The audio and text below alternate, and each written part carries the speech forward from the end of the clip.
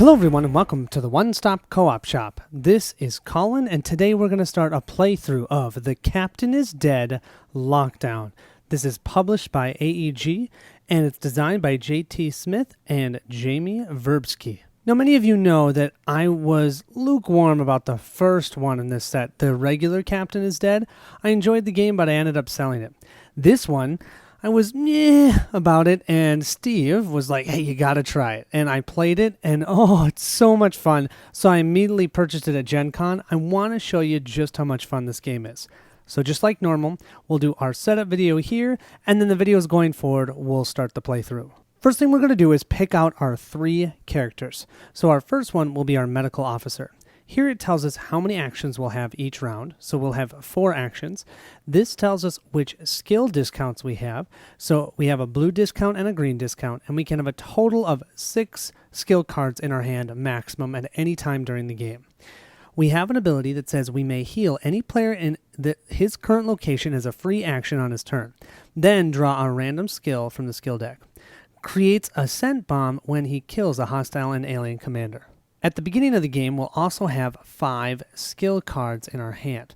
And then we have to place one of these skill cards into what we call the storage room. And I think we're going to do that with this command card, because I think all the other ones work pretty well in our hand. The other thing that's been added with this expansion is we gain a veteran ability. So let's go ahead and gain this one. Researching upgrades and anomalies cost you 1 less science. Nice! That's awesome because he already has a science discount and he has some science in his hand. I already know which upgrade I'm thinking of doing. Our second character is the Admiral. He'll also have 4 actions. He has 2 of what we call command skills. He has 2 command skill discounts. He can have a total of 6 skill cards in his hand. His ability is he can draw an improvised plan card from any location, and you'll see how that works. When drawing an improvised plan, draw 2, choose 1, and place the other in the bottom of the deck. Also, he'll gain 2 random veteran abilities instead of 1. That's so cool. Totally thematic. So we'll give him this one. He's skilled. Once per turn, you may pull 2 skill cards from the computer for 1 action. You must be in the security tower to use this ability, and the computer must be online. Okay, that's pretty good. And let's grab this one. Tool Master. Rebuild a tool that has been removed from the game for a tactical and an action. Rebuilt tools are added to your hand of cards. Grenades and scent bombs may not be rebuilt. Cool! So we can use tools and then he can build them and put them back in his hand so he can use them. Okay, now we'll draw our 5 skill cards. 1, 2, 3, 4, 5. Here's our 5. We definitely want our command. I'm going to go ahead and put this tactical into the storage unit. The third and final character is one of my favorites, the Janitor. He's going to start with only 4 actions and no skill discounts, and he can only hold 5 skill cards in his hand. His ability is he may spend actions as wild skill cards when unlocking or hacking systems, or when raising concealment levels, or powering up the launch bay. And they give an example here. I'll show you how that works in the playthrough. He'll also have an extra action per turn when he starts a turn with a tool in hand. Totally awesome. Okay, let's see. We'll give him a veteran ability. He's slippery. If an alien causes if an alert causes a hostile alien to enter your room, you may move to an adjacent room as a free action as long as the adjacent room contains no hostile aliens. Sweet. And you can't do that when they are set to kill, because basically they're going to kill him instead of him trying to slip away. He'll also get 5 skill cards. 1, 2, 3, 4, 5. Here's his 5. Oh, I like having the alien. Let's go ahead and let's put the command into the storage space as well. Now we have the rest of our skill cards here. If you think of the Captain is Dead, you would put that on top of your skill deck, and then depending on if any alerts came up, you'd have to discard them all. The difference here is all the systems are going to be offline to start with. So I'm just going to simply place this face up in the discard pile, and then when we unlock the security tower, or the computer within the security tower, we'll be able to start drawing from this deck. Our next setup will be the alert deck. So we have red, orange, and yellow alerts. We don't mind yellow alerts. Orange are not great, and red, we're pretty much going to die. One of the ways we can lose is if this deck totally runs out, we've run out of time. Okay, so we don't want to have that happen. And let me tell you, we'll probably die before that because of these orange and red alerts. So I've already shoveled these up beforehand, but you'll just take them, stack them on top like so, and place them on the board. You'll see the alert section right here. You'll place that right here. And then you can see all the 9 systems we have set at locked instead of online. Okay, everything's going to be set at locked to begin with, except for 2 systems, the concealment system and the launch bay. The concealment system kind of reminds me of the shields, but with a little bit more of a twist. Every time we kill an alien, this is going to go down by 10%. Whenever a player is found in a room that is not their start location, which is the infirmary, this is also going to go down by 10%. Whenever a system is hacked instead of unlocked, you can see this system unlocked. You can use an alien card. It's a skill card. That's a wild. So you have to use a wild and an action. You can unlock this. But I can always hack into it using 2 of the command and an action. But then you see this symbol? That means we have set off the alarm and concealment goes down. Okay? So the aliens will never kill us until it's all the way down to set to kill. So unlike with shields, if your shields was down to here, 1 hit and you're dead. No, we can individually be killed in this game. Over here we have our improvised plan. We'll be utilizing that a lot with having the Admiral on our team.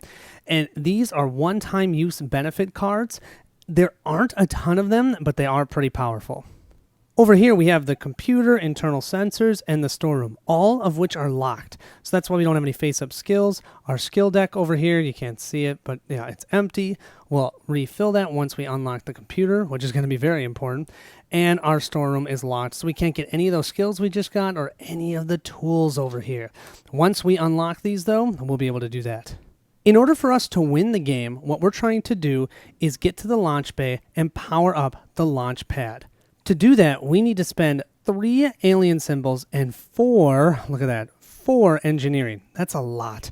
But unlike in Captain is Dead, where that was the only way to be able to get the jump drive up, we can also eliminate all the aliens on the board. If we do that, this automatically moves up 1, okay? But then you have to draw an alien alert immediately. I really like how there's 2 different ways to increase this, since right now with my draw of characters, I do not have anyone that's really good at engineering, so this is going to be hard. But because of that, I can instead just try and take out aliens and still push this up. So you can see it depending on how you want to play. Why bother all the way to insane? I'm going to go ahead and try normal. I actually haven't won this game yet, but some people say it's easy and some people don't. So we'll see how it goes in the playthrough. Finally, over here, we have our research station. So first of all, if there's any anomalies that come through the alert cards, they're going to come and show up here, and we can research them. Also, we can get sweet upgrades, which is really, really useful. There's some, like my favorite one, where is it? The incinerator. No reduction of concealment from kill actions. So you can kill aliens, and you don't have to worry about decreasing our concealment. So yeah, that's probably going to be one of the first ones I want to get. I did almost forget to talk about one other system that's always online, and that's the medical station. You can always spend 1 action here in the infirmary to go ahead and heal 1 player. The final part of setup is drawing 5 random yellow alerts and doing them, and there's no way that we can stop them. Unlike when you're playing in the game, there's ways you can override them. You cannot override the first 5 coming from setup. But I did just want to show you the board. A lot of the things are similar. You got the security tower, the armory, but like the warden office and the mess hall, I think that's different actually. And you got the launch bay over here instead of it being, I can't remember what it was called in the other one. But yeah, so they've got some different rooms, but just like the other game, all of these rooms have the actions. There's lines here that tell you which actions you can take in which rooms.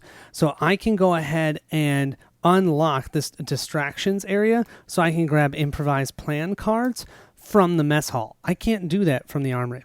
Okay, so as we play, I'll show you how that works, but I just wanted to show you it looks very similar to the base game. Also, almost all the characters, maybe not all, some don't start here, but almost all the characters will start in the infirmary. And remember, if there are aliens in this room, when we're there, that doesn't set off an alarm, because that's where we should be. But if we're in another room and an alien moves into that room, then we have an issue with concealment. And then there's potentials that they might injure us, or they might even escort us back over here to the infirmary. Let's go ahead and do our 5 alerts. So we're going to draw our first one, Tower Guards. Add 2 alien infantry to the security tower, and then we would perform hostile alien actions. If this is happening during the game, we could cancel this if we spent, and I should say the active player spent 3 alien symbols to cancel it, or they could override it with 3 of the command actions, but then that increases, or I should say decreases, our concealment. So you can cancel these if you want during the playthrough, just can't do that at the beginning. Now, something that you need to know, this says alien infantry. There's different types of aliens in this game. I love it. Alien infantry are the lowest level ones. They're never going to move, but if ever we're in their same location when they activate, they'll go ahead and escort us back to the infirmary and reduce our concealment by 10%. So here I have the 2 alien infantry in the security tower. What they're going to do is prevent us from using any of the systems in this location, and we're going to have to spend actions killing them. And each time we kill them, unless we have that upgrade where it doesn't decrease our concealment, it's going to decrease our concealment because, hey, there's going to be dead aliens around. So we have to make sure to work together so we can accomplish everything that we want to. Let's look at our second alert. We have add an alien commander and an alien infantry to the warden office. Oh, the commanders are the worst. You can see our commander here and our infantry. The commander, if ever you move into the location with a commander, they automatically spawn another infantry. So they are annoying to get rid of. They only take an action to kill, but you're always going to have to kill the infantry that comes with them. Technically, we should have performed hostile alien actions, but none of these aliens move, so it doesn't matter right now. We'll move to the next one. If we find patrol aliens, they'll move across the board, which is really cool. We have storeroom search. Aliens in the launch bay and the mess hall are moved to the storeroom. We don't have any in either of those locations. Add an alien infantry to the storeroom. Our storeroom is right up here, and we have another infantry there. If ever you run out of a specific level of aliens, you always go to the next level and start placing those. If you cannot place any aliens, then you're going to have a problem. What happens then, the concealment immediately goes to set to kill, and if you're set to kill and an alien finds you, you're dead. Well, we've done 3 alerts. Let's do the final 2. Oh, we already have an anomaly. Add a honeypot to the launch bay. Anytime a player unlocks, hacks, or uses a system in that location with a honeypot, lower the concealment level by 10%. Ugh! As I had mentioned before, here's where you place our anomalies. Yeah, it stinks to already have one. Honeypots make doing actions in that room really bad because every time you try and use a system that's there, or you try and hack a system or unlock it, concealment goes down by 10%. Here we go. Here's our final alert. And we have Warden Office Investigation. Add an alien lieutenant to the Warden Office. A lieutenant is pretty bad, okay? They're blue. They take 2 actions to kill. So right now we have 3 aliens here, one that costs 2 actions to kill. If we move into here, automatically another infantry is going to spawn. Yeah, that Warden Office does not look good. Well, there you have it. That is the setup for the Captain is Dead lockdown. I think we have our work cut out for us. It's going to be fun. Like I said, I haven't even beaten this yet. So if you have any strategies or suggestions, please let me know. The last thing you do need to know is players always go in rank order. So our Admiral, which is level 1, will go first, followed by our Medical Officer, which is a 6. And then you can imagine that the Janitor, yeah, he's last. Thank you all so much for watching. I'm so excited to show you this. You know, looking at when the original game of this came out, not a lot of people liked it, but for whatever reason, I'm loving it, and I can't wait to show you guys. I think Steve, who loves the stealthy games, has really gotten me into that, and I do love how you're moving around and killing aliens and trying to hide and stay away from them. Oh, it's fun. Okay, hope you guys are excited, and thanks so much for watching. I'll see you at the next stop.